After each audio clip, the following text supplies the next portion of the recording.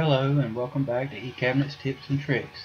Today I would like to share with you a quick tip on how you can scale these hardware objects that eCabinets has. This particular leg here came from the hardware objects section in under wood components. If you don't have this, you can download it from eCabinets website. It's Adams Wood Products, and I just clicked on that and selected this particular leg here. And if you click on this leg and measure it by clicking on the measuring tool here and click on this corner, come down to this corner and look over here under dimensions, you'll see that it's actually 35 1/4. Well, I don't want it 35 1/4. I want it 34 1/2. If I highlight it and I right click and I click on scale object, it's saying only user created objects can be scaled.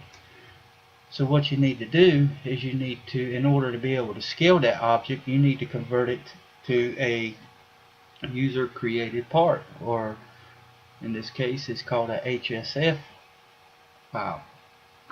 So what we're going to do is with this selected, we're going to go under File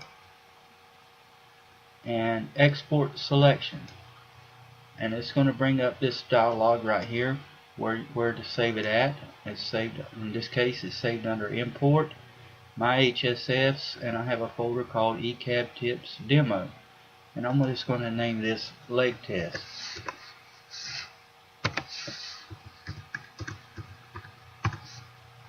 And click on Save. Now I'm going to back out of this because I don't want to keep it anymore. I don't need it. So I'm going to click on this New and click Yes. And now if I go into my display objects here, you can see that I have Leg Test here. Currently it doesn't have an image. I'll show you how you can put an image on here.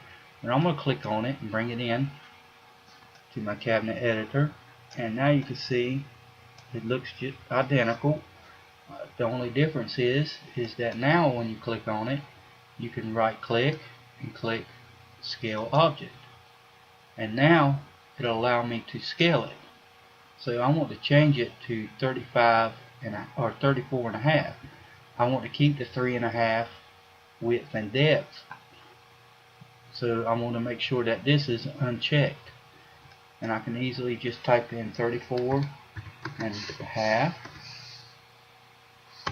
and hit enter, and as you can see it scaled it. Probably what you want to be aware of though, if you get too drastic, in other words you go 96 inches, it's going to distort it to some degree. You can see here that it kind of stretch these ends out, and but if that looks fine for you, then that's okay too. But generally you probably want to find one that is a leg or whatever that is close to what you're after and go up or down from there. So let me just change this back to 34 1/2.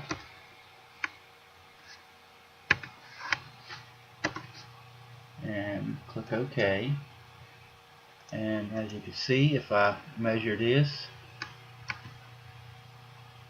get it turned around here where I can get a hold of my corner, it should be 34 1/2 inches.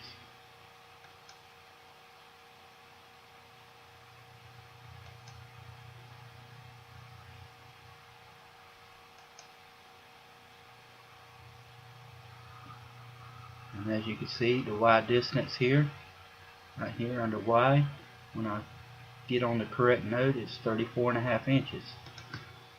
Now, in order to get the image in here, what we need to do is we need to back out of this again,